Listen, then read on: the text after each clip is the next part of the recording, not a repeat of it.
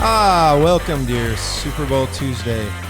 Super Bowl Tuesday. It's February 9th, 2021. Welcome aboard. This is the Crushing Iron Podcast, and we are episode 449. It's a lot of episodes. It's a lot of episodes. Inching our way closer to 500. It's an absolutely gorgeous day here in Chattanooga. Sunny, close to 60.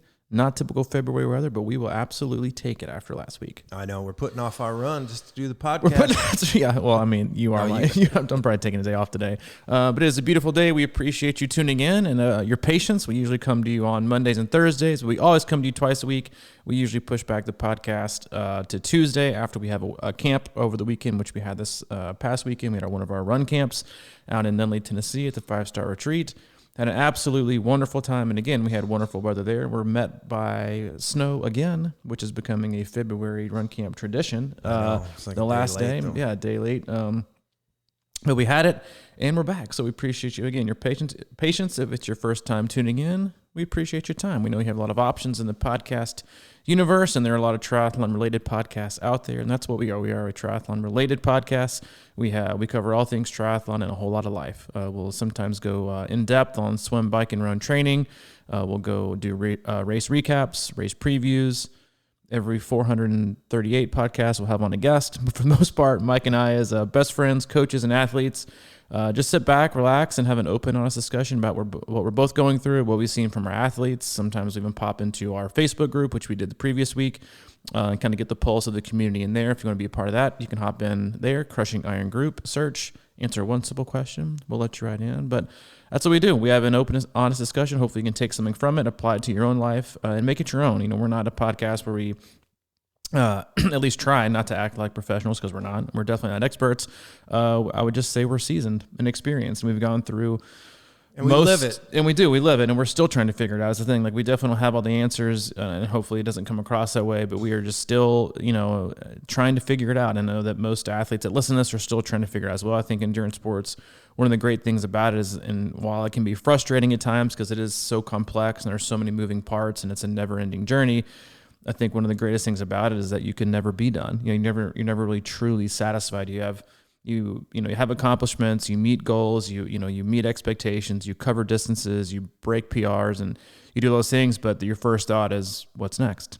How can we do better? And so I think it's a great thing in life where people can come very, complacent and fine and stale and whatever. I think endurance sports provides us that opportunity to continuously push ourselves, whether it's just in triathlon or another endurance sport.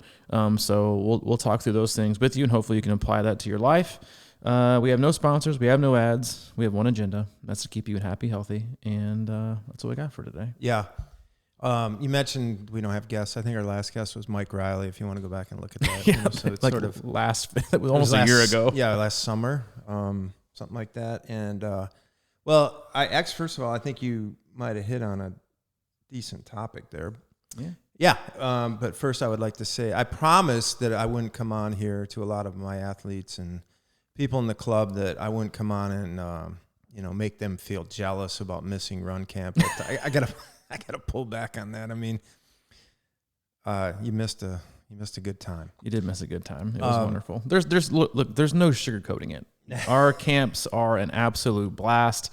And it's not because Mike and I are there. It is because we do have great locations for our tri camps. We do have what I think is like a diamond in the rough in our run camps.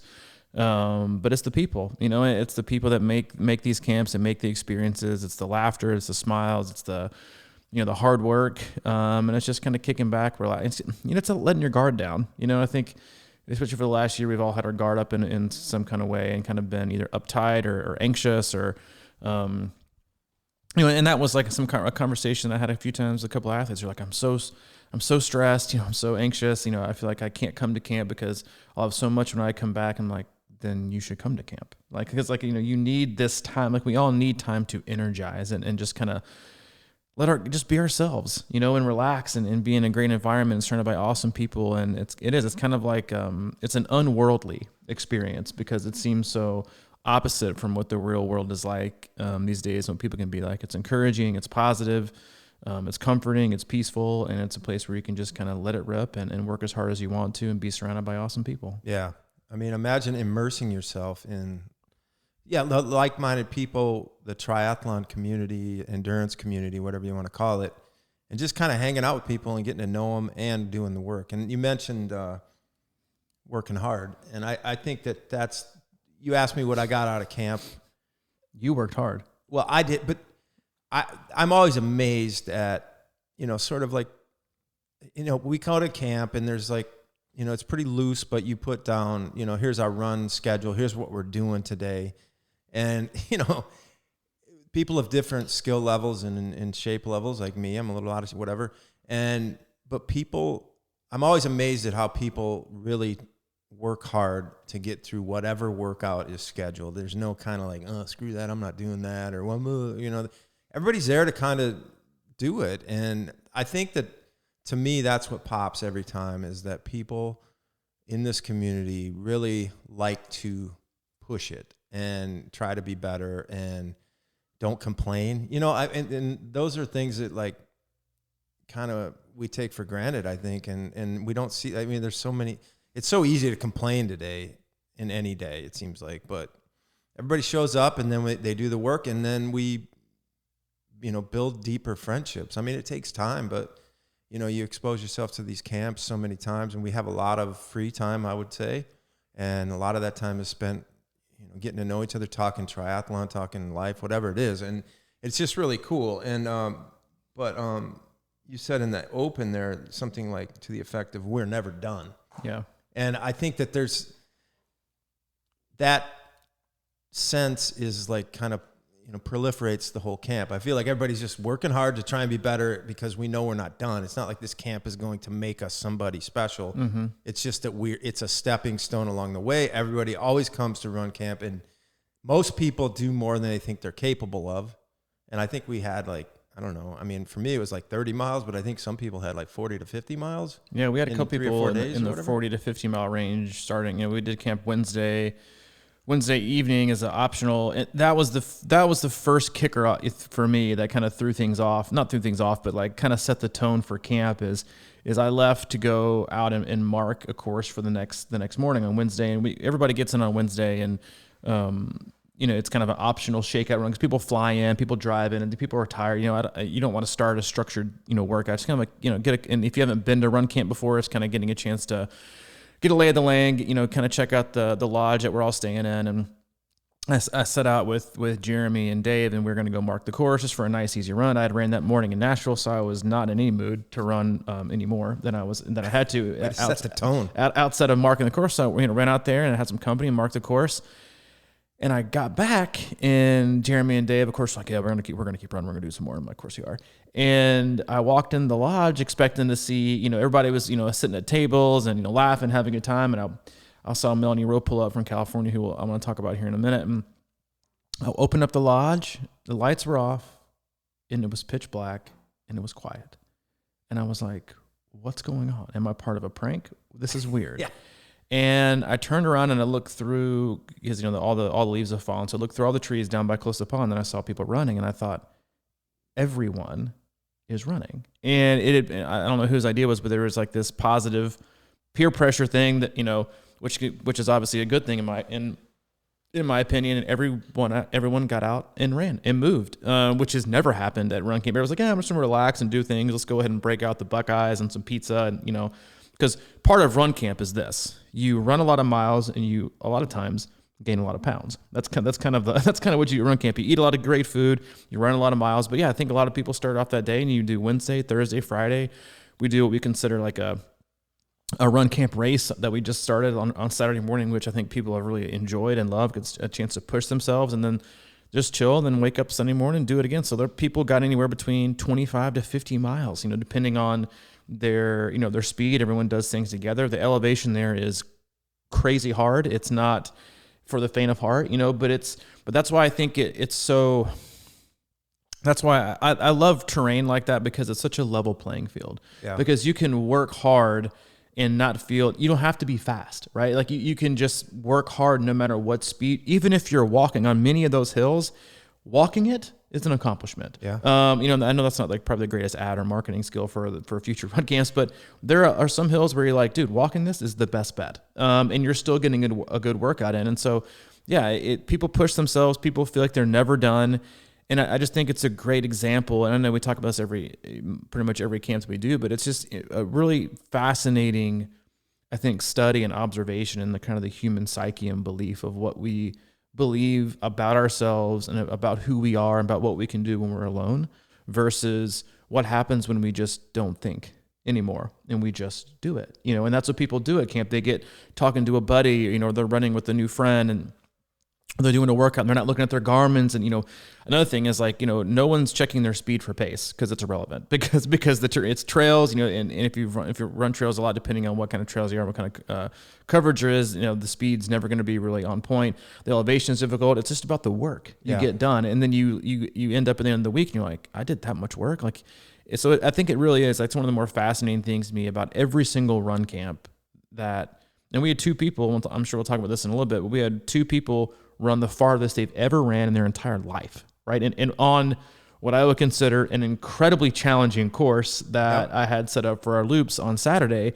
And any other day of the week, it's like, you're probably not going to do it, right? And there's obviously a time and a place, but I think it's just fascinating to see like what great positive energy can do to your ability to just do and be yourself and what your body is capable of versus what you tend to think yourself out of, right? I'm not ready. I'm not capable. I'm not this fast, or I don't have this kind of endurance. And then all of a sudden you just kind of don't think about it anymore. And you're just like, well, they're doing it and they believe themselves. Well, so do I. And then you just kind of wake up and you're like, I did it. Like, that was, and it's really, especially for a coach, it's just really, really fun to watch people kind of shatter those, not time expectations or pace expectations, but effort and distance expectations. They're like, man, I feel good. Like, I'm really proud of myself. Like, right. And that's ultimately what a coach always wants to hear is I'm proud of myself. It's almost like the opportunity is created to let it happen, right?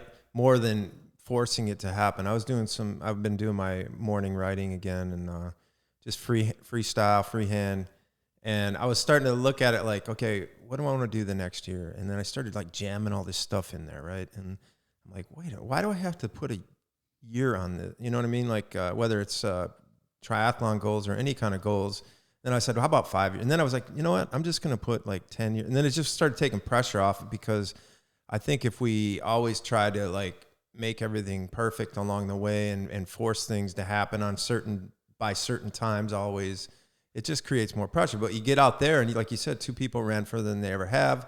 I ran a lot further than I have in probably a year and a half, or at least by time. And it was one of those things where like I did 4 loops of that course, which is very challenging. As you said, it was like 2,500 feet or something. And for four loops. Yeah. And well, so it's like just to look at it like chip away, every loop I took, I just decided I was going to try to chip away running up a little further on each hill. So the first time through, I kind of just loosened up and walked most of the hills and just kind of got my feet about me. Then as I got through the second one, I just tried to run a little bit further up the hill. And then the next time I tried to do that too. And that was just sort of like that. Really, it felt like good because I did not look at my watch once, which is interesting, like you said. I mean, it's like coming from a data guy. I know it. Yeah, see, I'm going back. I thought about wearing a chrono, but I'm like, I got to get that elevation. Download. But no, for real though, there was something really liberating about not looking at it and just thinking about just trying to get a little bit better each lap. And I think that can just be such a overall philosophy that we, it's just like let yourself get better at your own pace kind of thing versus like, I could have easily, probably not easily, but it would have been really hard. I could have ran up like that big hill, but it would have crushed me. Which one? Yeah, no kidding. Yeah. the one across the creek. The one across probably. The creek that I just never even thought about running up. But the idea to think about like, maybe 2 months from now being in the shape that it takes to run up that is kind of exciting, rather than deflating, because it would be, I guess that's my point in a way. It's sort of like, I wasn't looking like that as a failure at all. But it's sort of something sitting out there that I know that I can attain if we just, if I just keep going, doing what I'm doing. But it's so hard to see that and be patient with that kind of thing.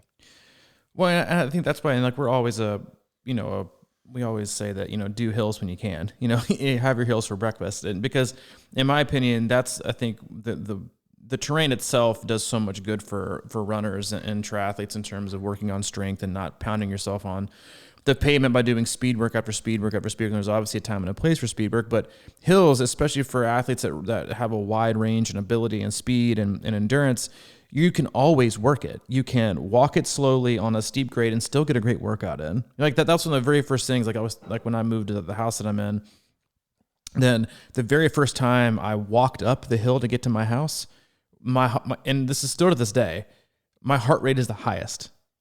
If I go for a run, I'll run from my house, I'll do my whole run, and then if I stop at the bottom of the hill and walk up the hill, my heart rate is higher for that walk than it is the entire run that I do. That's interesting. And it just shows it shows how hard it is. So like no matter what, if you're gonna run the hills, if you're gonna fast hike or walk the hills, you're still getting in work, right? And I think it honestly makes athletes feel like you're accomplishing just the same as everybody else, right? Versus if you attack a terrain on flat, and there's really no flatness there. There's a small, like 0.25, 0.3 stretch of gravel there that we used for our capture the flag game. That's flat-ish.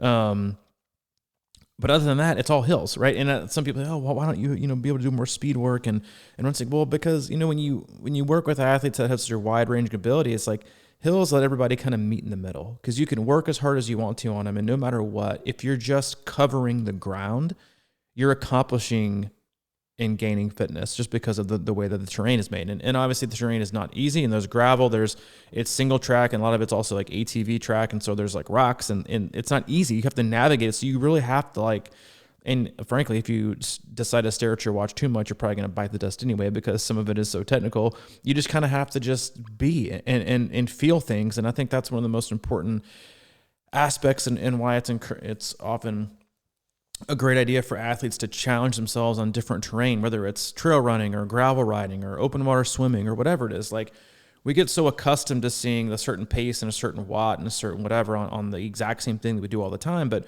when we put ourselves in a different terrain, a different environment, and we have to pay attention more, we have to focus on different things, and we finally get a chance to just kind of be, and express our fitness and really our true ability based on who we are that day. And you said something, that stuck out to me in terms of like how you paced your loops, which is, the first, and this is kind of what we suggested to the athletes, like, just take the first loop and just kind of figure out who you are, and because that's, listen, I know a lot of people hate having loops for races. It's boring. They want to see something different. I'm like, well, first of all, like most of the Ironman courses, like on the bike courses, is there really that much shit to see? Like there's really not, like, the ones that aren't, it's like, what do you want to see again? Like a tree and like a guardrail? Like there's really not that much awesomeness to see that's different. Like, yeah, of course, a place like Coeur d'Alene or Lake Placid, like, yeah, those are different, even though there's still two loops in Lake Placid, but you get a chance when you don't. It's not like you're sightseeing. Exactly. Like if you are sightseeing, you're probably not pushing yourself a lot because your head's not down. You're just kind of like soaking it all in. But at a camp like this, like when you have a loop and you're just like, I know what I felt like after that last one. I know how long it took me to recover on that, on the downhill from the previous uphill. I know how to pace it better. The next time, it's you can kind of chip away. All right, do I want to get faster each loop? And obviously, you might not get faster, but as long as you can raise your effort, and then you can just kind of go as long as you want to. So you had athletes who chose to run, pretty fast and hard for a short amount of time or a short-ish amount of time. None of it was short.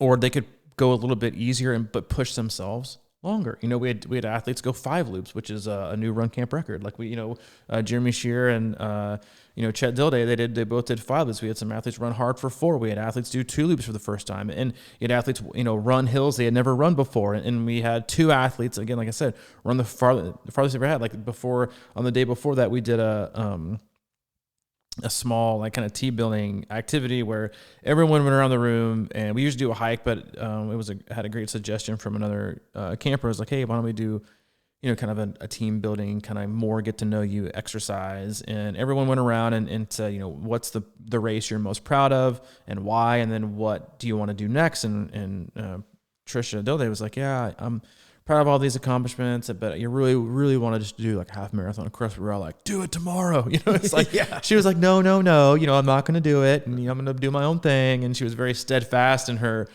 patience. And then we woke up the next day and, we were all getting out there and getting ready to go. And I found it fascinating was no, like everybody got a camp shirt. There was no medals. There was no timing mat. There was no spectators. There was no finish line. There was 2 cones, and like we brought tables out. We had coolers. You had your own aid station.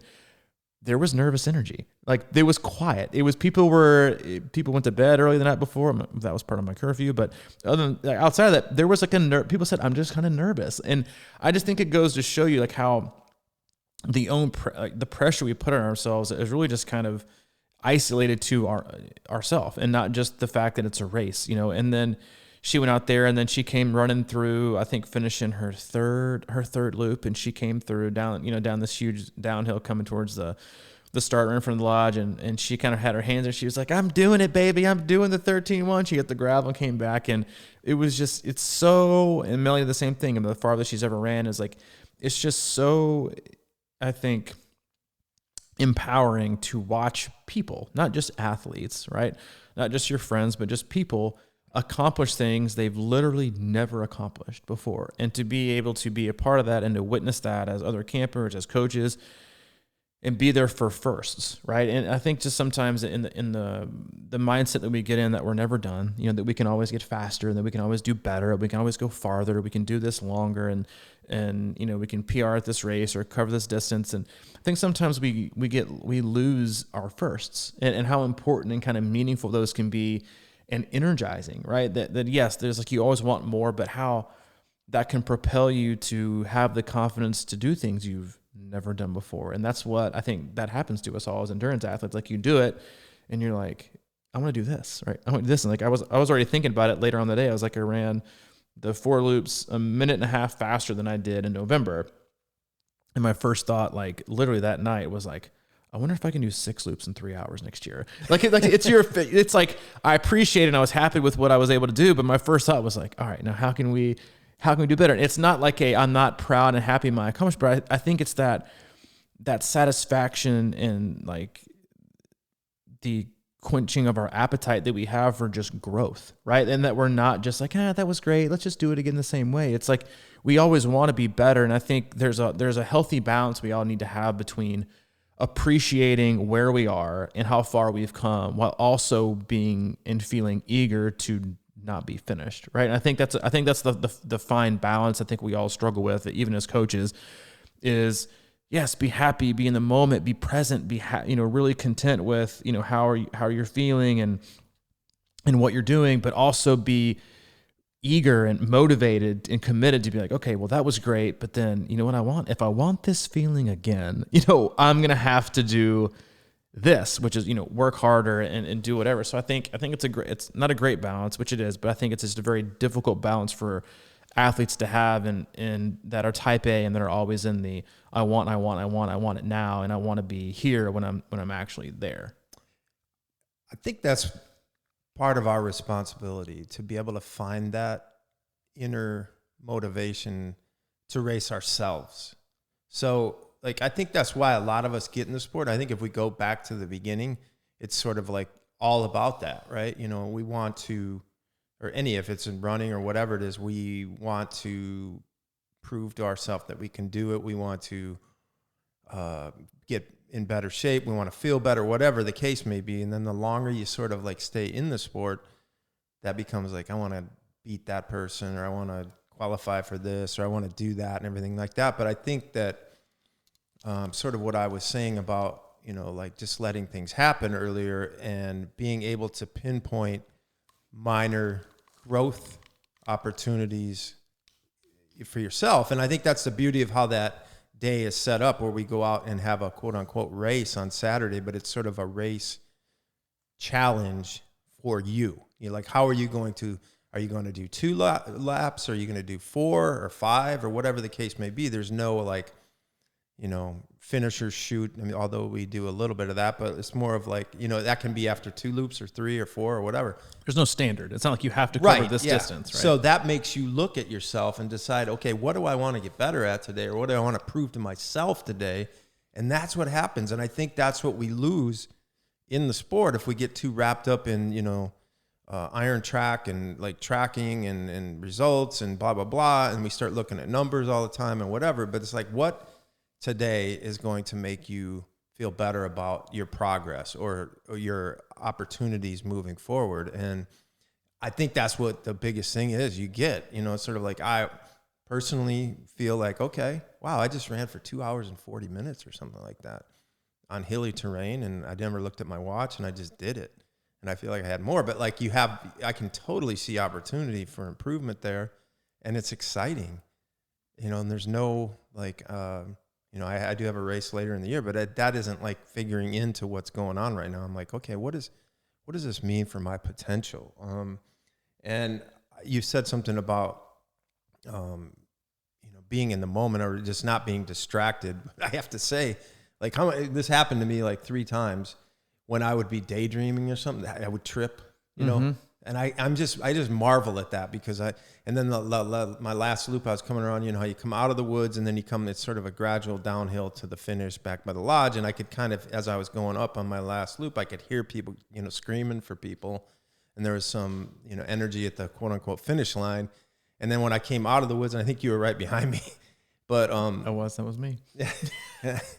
I didn't see you, but I knew you were back there because I saw Dave, and I knew the timing of that was probably like he's going to be on me. So when I came out of the woods, I was thinking to myself, how am I going to finish, and what am I going to do? And I can't wait to come over that crest and see everybody there yelling my name. And I started thinking about that, and I almost bit it, man. I hit a root, and I did a flailing, like 5-step kind of hold your balance type thing, and I pulled it back together, and then I ran down the hill, and I'm like, here I come over the crest, and nobody was even looking at me. Dude, I was trying to catch up to you so we could hold hands crossing the finish line. But I threw down a little bit.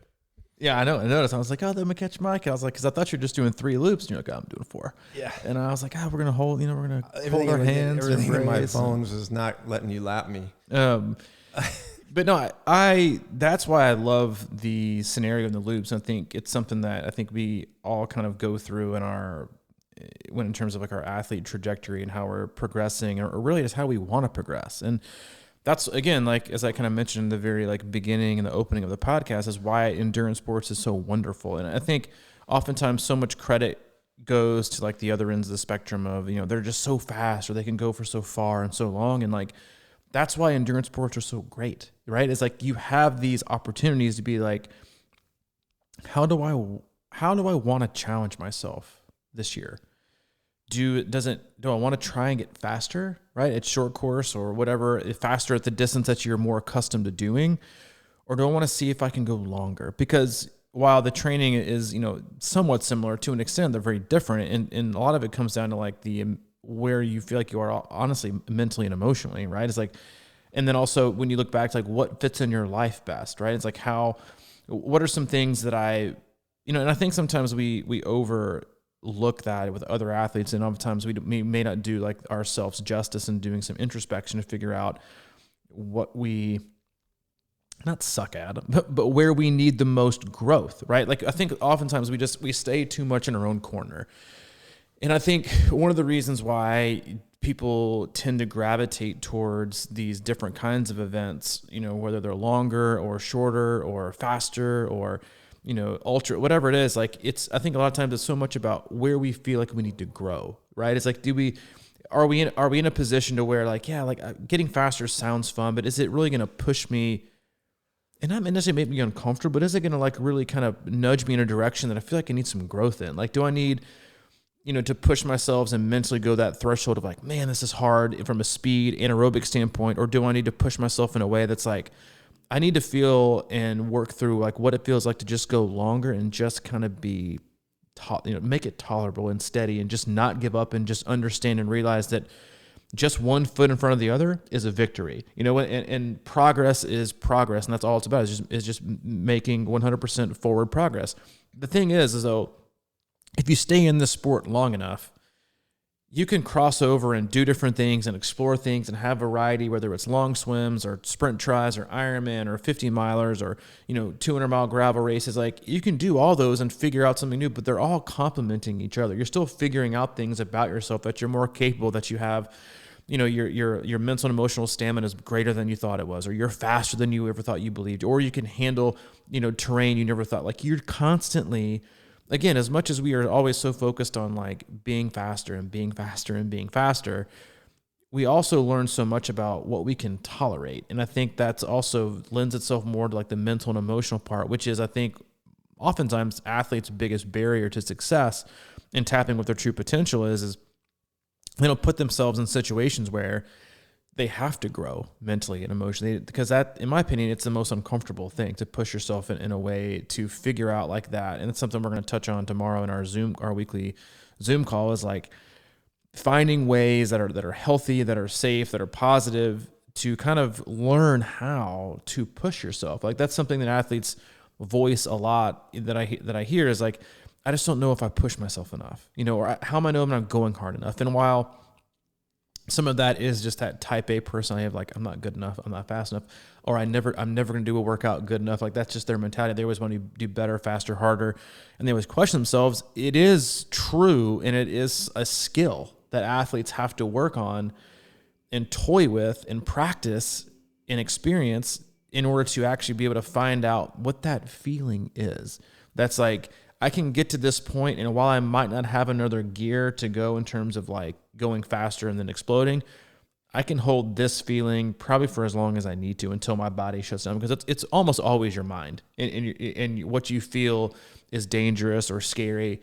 And you're like, okay, I got to slow down and walk. But then 2 seconds later, like if it was really that scary and had to walk, like you wouldn't feel immediately better 3 seconds later. Right. And so it's a skill you have to have, but it's something you have to practice and kind of, it takes mental and emotional training, just like, it does to train any other kind of physical thing that you want to do from a fitness standpoint. So I think, again, like that's why endurance sports lends itself to unending opportunity to learn and to grow and to not be satisfied, is because as humans and as people and professionals, whatever, it's like we're always trying to figure something out, right? Hopefully you're always trying to grow. You're always trying to do something to not stay the same, whether it's because you're bored, whether it's because you want more variety, but we should always be pushing ourselves to be better at everything that we're doing. And that's why I think endurance sports is such a great complement to your daily life. Right. Because we're never done. Right. So it's like, I did want to bring something up here because you were talking, it's sort of like you were just saying this idea of strong versus fast. And I meant to ask you this earlier, but like obviously you've been running and you've been running trails and you've been pretty consistent for quite a while now, right? Fairly consistent. Yeah. But doing a lot of hills and training in the woods and all that kind of stuff. And then what I noticed is obviously, that you're really getting fast, in my opinion. You definitely look free and you flow out on the trails and you look fast. But let's get into like how much of your work is just normal work. Or are you like going out there to specifically run fast intervals a lot? Or are you just kind of running most of the time? Because obviously I've seen a massive, like, I feel like a massive improvement. I don't know if you feel like that, but like from what I've seen, to me, it looks like you feel flow and you're just naturally kind of have control of things better. And I'm just curious, and I mean, you don't have to go totally deep into it, but I just thought it's just sort of this dispel the idea that you can't get faster, unless you're running the track stuff or you're running, fast. Oh, dude, I've been hitting the track 5 times a week. Oh, you have? Okay, yeah. So that explains all I've done is 200, 400 repeats. That's it. Okay, it makes a lot of sense. 4 times a week. No, I've done 0 track workouts. All I've done are I've done easy running, long running, and hills. But that strong versus fast thing to me is so. I mean, because it's it's and that's like one of the I think differences a lot of people have when in terms of coaching is like in my opinion, like for athletes who are looking to compete well and cover distances that are long, it's about endurance and it's about strength, right? That was like when going back to swimming, like I had an athlete text me maybe last week, because I put in a swim, like 2 100s time trial. And I don't ever put them at the beginning of a workout because I think that's dumb. And he was like, oh, I see how you do things. Like you put them at, I think we did like 1,900 yards of work before the 2 that weren't easy before the 200 to 100 yard time trials. And he was like, I see. I was like, yeah, because triathlon and long distance racing is about endurance. It's not about top end speed, right?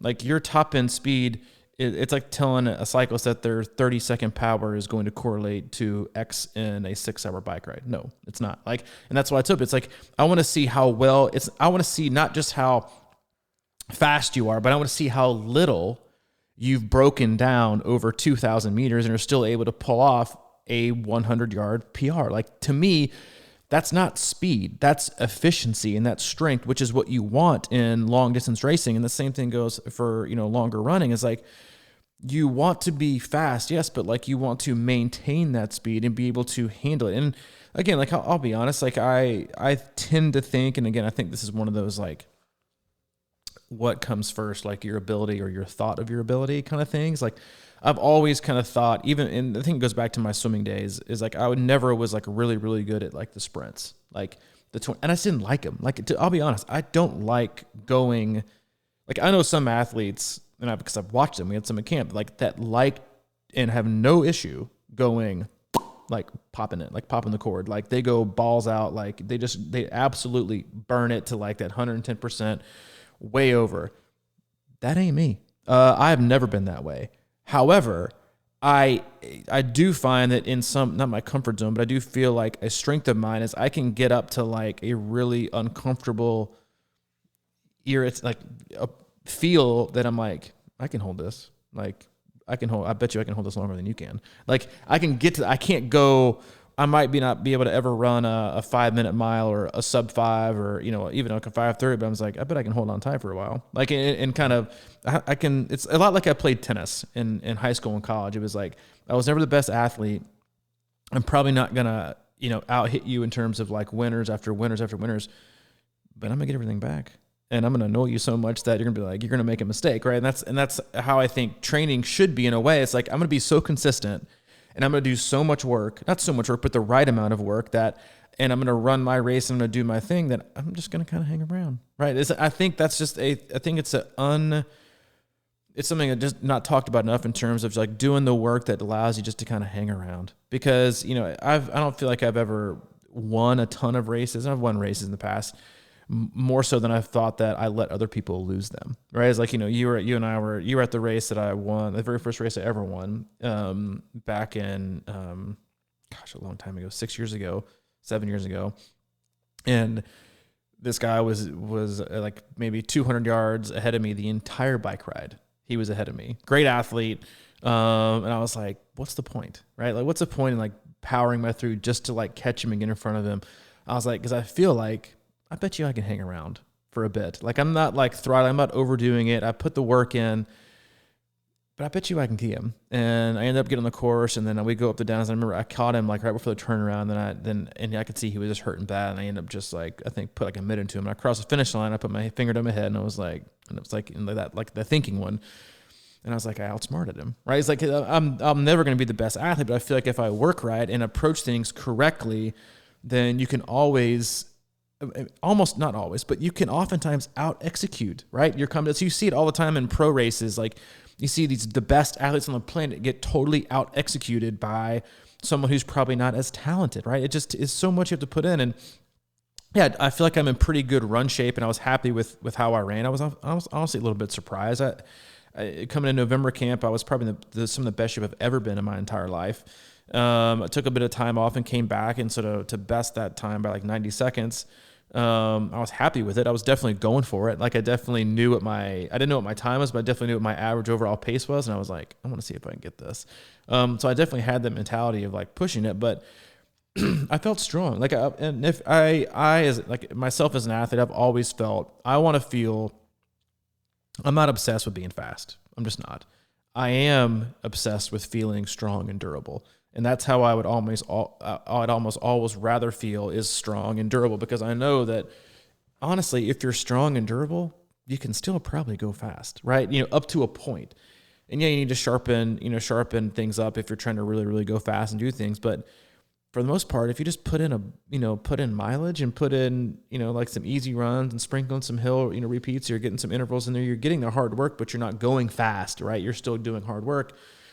You're going to get faster. And that's what I wanted to feel. It's like, I wanted to feel like I could run the hills and I could feel strong and I could, maybe push in the flats. And so And then at that point, you just have to break it up into how you want to execute. So yeah, I mean, training has been just kind of like how it's supposed to be. Like, you do a lot of easy running, you tackle some trails, you don't try to crush it. You just try to slowly build. Like, that's why I love running trails easy, is because you can run a hill so slow, right? Pace wise, but you can feel the workout. Like, 'cause you're not, breaking any, land speed records going to hills, but you're like, this is work. And I love that because I've always gravitated towards big gear work on the bike. I just love that grind out. Like, I can grind, and you might not make a mistake and you might, best me on the day, but I'm just going to kind of hang around and be annoying and irritating. Which some people might say I'm that way anyway, but that's just kind of physically, like from a fitness standpoint, I just kind of like to be that way and run my own race and show the restraint that I'm like, I don't really care how I look or how I feel until it matters. And having the patience, I think, to do that, but also having the confidence in who you are and what you're capable of and the work that you've done. You have to do the work to have that confidence, right? Because if you have that confidence and you see people being more patient, like you saw it at Challenge Daytona, when you saw people, especially on the men's side, you saw guys run their way through the field that were in like 15th, 20th, 30th place coming out of the swim and off the bike. And they're like, I'm just going to do my thing. And you saw people fall off and start walking or pull out. And they're like, bye. Like, and they're just doing their own race. They were confident in their own ability, and they understood that, like, nothing matters until I'm done. Literally nothing matters. And so you have to have that confidence, but I think, it's you got to put in the mileage, you got to put in the work, and you got to be smart with it and understand that you don't have to show it until you want to show it. And I've always had that dilemma about this whole idea of top end speed and thinking about what that even means. But like, just this weekend, like I said, I wasn't looking at my watch that one day, but one time we were doing that flag reconnaissance or whatever the heck it was, that speed sort of thing that, was a team race. Capture the flag, baby. Capture the flag. An intense version of capture the flag. We were running on like you're saying, the relatively flattish part of the course. And I glanced down once and I saw some sevens, right? 7 minute pacey type thing. And that's all I needed to see. Like, I know that I've got higher, but as you're saying, it's sort of this inching your speed towards a place where you can hold it for a long time. And it's just sort of this development over time that happens, rather than, like, what difference would it make? Like, other than the fact that I would probably crashed if I would have tried to push like into a 6 or 5 minute pace just for a little short period of time. What does that even matter? What does that mean to me? I get that we want to have like high end speed or whatever, and that will translate if you're racing, for Kona, and there's like different things. So we have to have a little bit more speed than whatever. But that whole idea of being able to own somewhere in the 8s or something like that, like you're saying that you just knew you had, like, I can hold this for a long time, and then you can like stretch that a little bit rather than like explode it.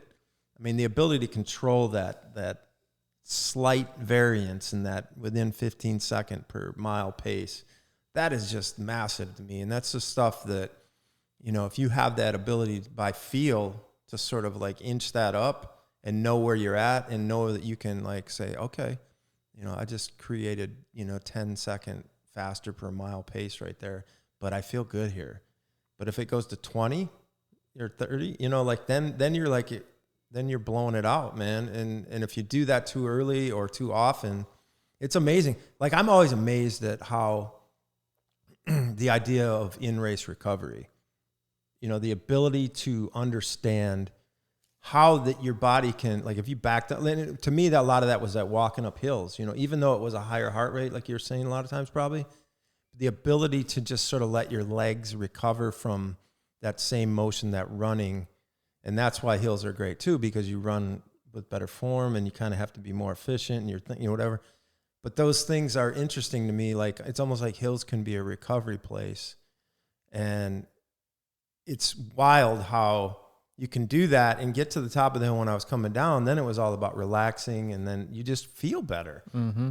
You know what I'm trying to say there? Like, it's this in-race recovery idea, this ability to like back down and just like, even though you're still moving and going faster or you're going forward, that your body is like, okay, this feels a lot better right now, and I'll give you some more a little bit later, instead of always like pushing the red line. And it's also about, a lot of it's about like just knowing who you are, right? And like what your strengths are. My strength is not top end speed. That is just not it. Like when we took off for the flags the first time, I was like, I'm not envisioning grabbing the first flag. You wanted to get the first 6. They were the most amount of points. I was like, I'm fine getting the 6th. The 6th flag, because no matter what, I'm still getting the same amount of points. But even like later on that day, because we were looking back at, like what our top end speed was going for those flags, and like our fastest mile was for the day, or fastest miles ever. And I was looking back, and they're like, "What's your fastest mile?" I was like, "I don't know." Like I literally have no clue. Like, and a lot of people have a lot like a way faster like 1 mile effort. So I'm like, literally never tried to go out and run my fastest mile ever, not in my entire life. And I'm like, you know what? I want to see how fast I can run for a mile. Nope. Pardon. I'm going to pass. Like I just, that's not even on my radar of like things I want to check off and see how fast I can go. However, when we did the capture flag thing, my 4th mile was my fastest, right? Compared to like, I knew I could just kind of hold on at a really solid pace and still do the work that I wanted to get done and, and participate in the competition and be successful. I was like, but that first one, that ain't me. Like, and I know it ain't me.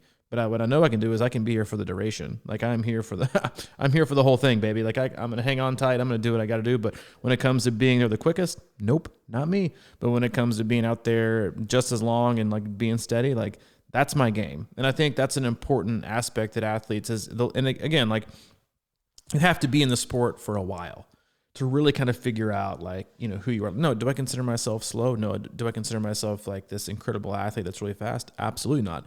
I consider myself smart in terms of being an intelligent racer, but I really consider myself being very, very, very in touch with who I am and the ability that I have and I'm very good at understanding and knowing like my pain threshold of like, this is too uncomfortable. You need to back it down, or you can tolerate this because you've tolerated it before. So, but you have to, but again, like that takes experience, right? And then it takes confidence to know that like, and even like during the race, it's like you have so many people trying to do so many different things. It was like, what do you want for the day? Like, do you want to push yourself in this area? Do you want to push yourself in this? It's like, yes, I knew I could probably throttle down and go easier and probably do 5 or 6 loops. Like, but honestly, that would have been more comfortable for me to do that because I thought, well, you're in great shape in November. Let's see how the shape you're in right now, even though you haven't done as much work leading up to it.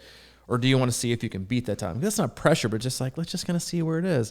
And then once I got there and I saw I was in range for the pace, I was like, God damn it. I was like, now you got to just hold on tight. Like I knew after like midway through the second loop or finishing the third, I was like, I'm halfway there. I'm on dadgummit. Like, because you just know you're going to have to, if you're already at that point of being uncomfortable and like that tolerable pain, I would call it, like, you're like, all right, looks like another hour and 5 minutes of really not feeling that awesome. Because I had a few people be like, hey, I saw you in that third loop. And they're like, I think maybe it was you asked me or somebody. No, I think it was Chuck. He was like, pain cave. I was like, yep, pain cave. And that was like, and I had one more loop to go. Yeah. And all I could think of was like, God, this is not going to be very fun. But here we go. And I'm just going to hold it for as long as I can. Let me ask you this. What would you have felt like if you hadn't have been able to hold it? And I would have fallen apart? Yeah. Would it have been a bummer? I think I would have been bummed at my execution because looking back at my splits, I would have known exactly where I messed up, and it would have been been the first loop. So you would have known you still had it, but you just screwed it up in the mind. Oh yeah, I would have totally, because I got caught up in the moment. Like the second loop, I was like, all right, I'm going to start pushing this a little bit, and I'm going to start turning the screws. And I looked back at my mile splits, because the same exact course, from what we did before. So I looked back at my mile splits, and they were vastly different. Like the first one, I negative split big time. Like my fastest miles were the last 3 or 4 miles. Like I really put down the hammer my last loop.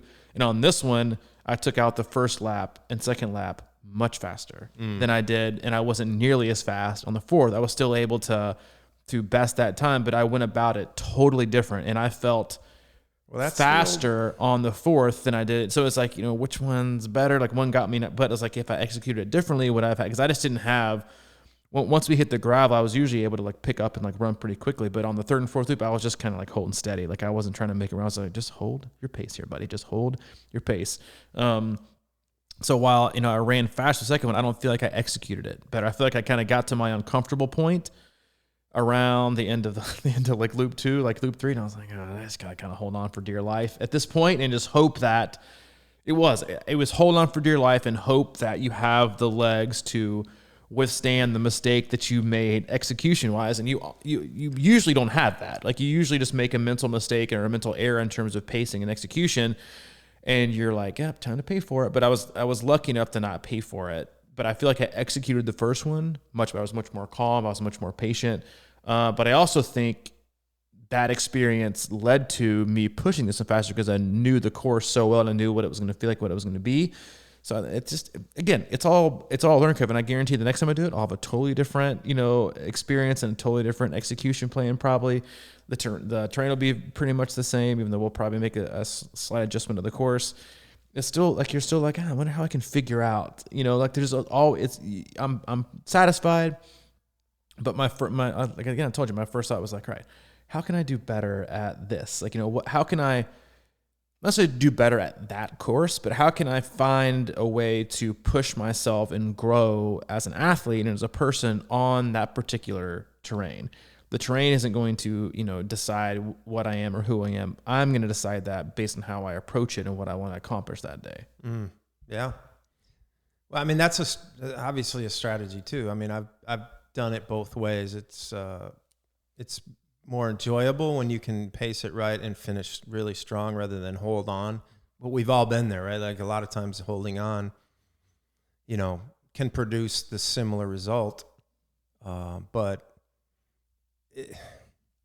It's sort of like if you pace that right and you get in that third and fourth lap, and then all of a sudden but then it's all about like sort of summoning the courage and the strength to really push at the end too, even though you have more control. You know what I mean? So it's like, I didn't want to do that. Yeah, you didn't want to. Like, you never want to do that, really. Even though, I remember back to, and we're talking about speed, I remember an Olympic where I felt really strong at the end. I'm like, man, I got more in here, but I'm going pretty good. I feel pretty strong about this. It's like, can you,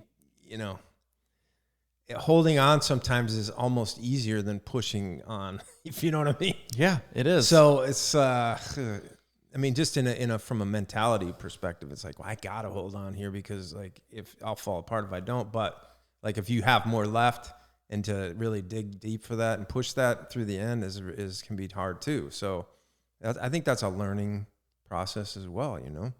Just being able to push yourself out of that comfort zone when you're feeling strong at the end. And you learn something different every time. Like, it's like, do I got more? Do I got more speed? Do I got more loops? Do I got more time? Like, again, it's like, it's just really knowing your body and trying to figure out, what your best is that day. Is it far? Is it short? Is it fast? And then just kind of accepting that and then figuring out. And then when you're done with it, obviously going right back to the drawing board and being like, all right, how can I do that specific one better, even though you're never going to have the same one back? It's like, you can still take that experience and say, it's like, jobs for, specific professions. Like, there's not a single one that's always the exact same, but yet you take lessons from every single one that you do. And you go back and think, oh, I've done this before. Like, or this reminds me of so-and-so. Like, I can relate to this. I've felt this. You've been there. You've done that. And the more you do it, the more you put yourself in those situations, obviously you do it in a responsible way. You can grow and you just have more experiences in your toolbox of the way that you feel, right? And that you can grow from that and you can execute better. But every race, every workout, every event, whatever, like it's all going to demand and ask a different execution of you, because you're going to feel different and you're going to be different, and the terrain's going to be different and the environment's going to be different. Like, it's all going to be different. So you just kind of have to just rest on your experience and think, all right, I just need to make the best decision I can for today to get the most out of myself during this experience, during this event, whatever it is, to give myself the best chance at my best outcome. And that's really all we can ask. Yep. That's all we can ask for today. That's all we can ask. That's all for today. We can ask. As usual, we love you. We appreciate you tuning in. Thanks for your patience again. As always, if you haven't, swing on by our website. It is c26triathlon.com. It's our one-stop shop for all things coaching, camps, and community, as well as our club coaching program right now that's going on. You click on the coaching tab, scroll down 3, click on that, more info there. Mike is in charge of that. He's also taking on athletes right now for custom coaching. So if you have any questions for him or want to reach out, you can get and hold him at crushingiron@gmail.com. If you have any questions, comments, or concerns for me, you can reach out to me directly at c26coach@gmail.com. All right, buddy. Well, welcome back to town. All right, see you, dude. All right, man. See you.